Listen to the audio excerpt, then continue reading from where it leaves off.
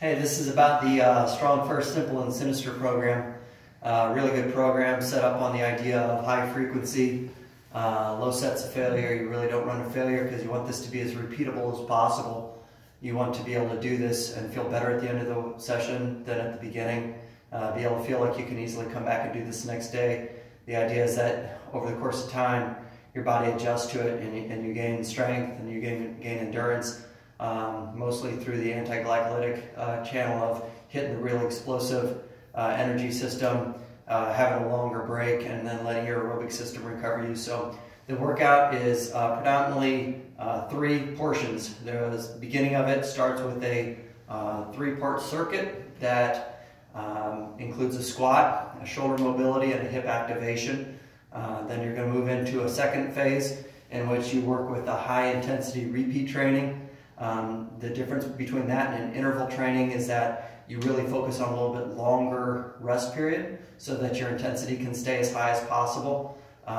If you have too short, your intensity is going to come down. So you want to make sure you have adequate rest to where your intensity is just as strong on the 100th rep as it would be on the first or second rep. That's probably going to be all swings, one version or another, and I'll show you what the options are there. And then it finishes with a lower intensity, high strength movement, predominantly the Turkish get-up, combination of a push and a carry. So the first part is our 3-part circuit to get things going. A lot of times people call it a warm-up, but it really is part of the workout, so don't minimize it.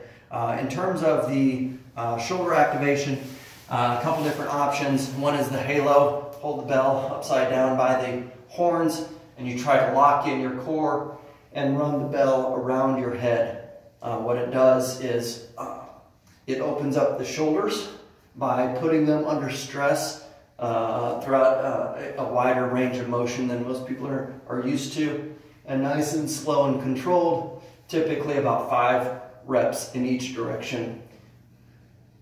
The second thing is going to be your hip activation. Strong First recommends the glute bridge, lying on your back, feet near your butt, raising up to squeeze the glutes and hamstrings while also stretching the hip flexors. A lot of people have really tight hip flexors and glutes that are not active, and so this helps address that. You can do a 90-90 hip bridge as well to go one-legged. And then the other option that you kind of have to figure out what works really well for you. One that I like myself, tends to be really effective for me, is the single leg deadlift. Nice and slow and controlled, taking your rear foot and reaching it towards the back wall, pausing at the bottom, slowly coming back up. Both of these options, all 3 of these options, really you're looking for somewhere along the lines of about 5 reps for each round. So you're doing 3 sets of 5 for each of these exercises. The goal is to activate the hips, get the glutes firing, stretch the hip flexors, things like that. Then the third portion is your squat portion.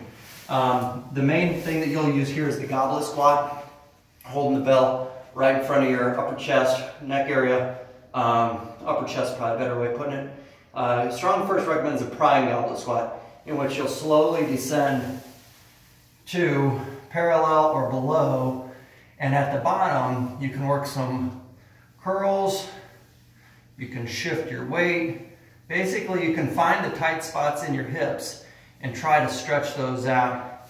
And if you work through about 5 reps with some activity at the bottom, you really also build up your time under tension for the squatting portion. You can work on different stuff every once in a while. I will work in a single leg squat, a Bulgarian split squat, a rear foot elevated split squat for some variety. But you do got to get that squatting portion in as well. Low rep, again, shoulder activation, hip activation, and then the squat. 3 rounds of about 5. None of it to failure. All of it kind of activating, warming up, strengthening as well. Second portion of the workout then is your swing portion, your ballistics. You want these to be powerful and explosive. So most people have to start with a 2-handed swing. though the program technically calls for a one-handed swing as the main movement here. And make sure that you can do your swings well, video yourself, compare it to instructional videos about the swing on strongfirst.com. You can usually find good resources through a Google search of Strong First, and then any of the movements you're looking for, prime goblet squat, one-handed swing, two-hand swing, snatch, Turkish get-up, any of those things. Strong First is going to be a great source for you to look at that. So when you do your swing, a few things to pay attention to. This is not a full instructional video for the swing technique. You want to set up a little bit away from the bell, typically about 6 or 8 inches. Hinge yourself back into that athletic position like you would on a deadlift. Reach out for the bell. You're going to hike it back. You're going to explode up into your plank. As the bell floats, you're going to maintain that plank.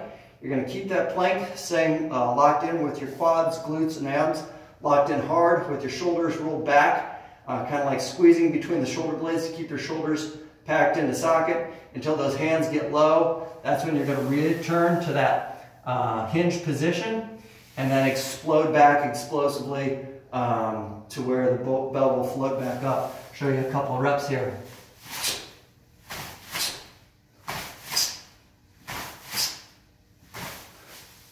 You want these to be crisp and explosive.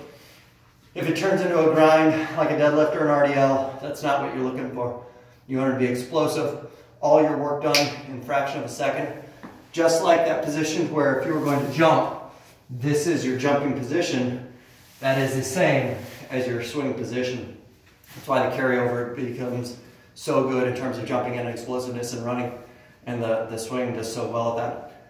Most people have to start with a two-handed swing, but the program technically calls for a one-handed swing. So this second phase of the workout, the swing portion, is 100 total reps. Typically they're looking at 10 sets of 10 one-handed swings for a total of 100 total reps. When you test, I'll run over the testing to hitting the simple standard and the Sinister standard, exactly how you do that with timing. But during training, you really don't need to worry about the timing of stuff. You want to have enough rest to where every set is explosive. If you turn into a slow grind, that is not the goal of this workout. So give yourself more rest. I really like, for myself, 10 swings every minute on the minute for 10 minutes. Sometimes I like to go with a little bit heavier bell and do 20 minutes every minute on the minute with 5 swings. So I can go heavier, have very explosive reps with a very heavy kettlebell, and then mix that up sometimes with the 10 sets of 10. The testing will be a shortened time period, but I'll run over that at the end.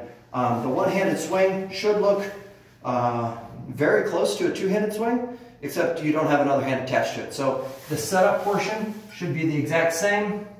You remove the other hand. The hike will go back.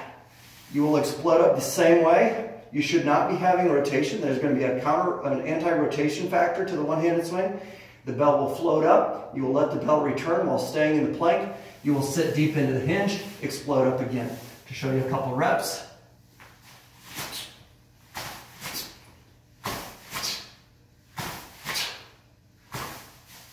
Note that this is a Russian swing. It's going to float up to about chest or face level. You don't need to go overhead with this. If you're going to be going overhead, you really should be working on a snatch movement. So that is the main movement you should do most of the time if you're ready for the one-handed swing. You can do two-handed swings. You can do one-handed swings. You can do hand-to-hand swings where you switch at the top of the rep. You can do cleans where it comes up to the shoulder. You can also do snatches where it goes directly overhead. Predominantly though, two-handed, and once you're ready for them, one-handed swings, 100 total reps. You can even do volume with ladders, 2, 3, 5, 10. That's 20 reps right there. If you cycle that through 5 times, you've got your 100 total reps.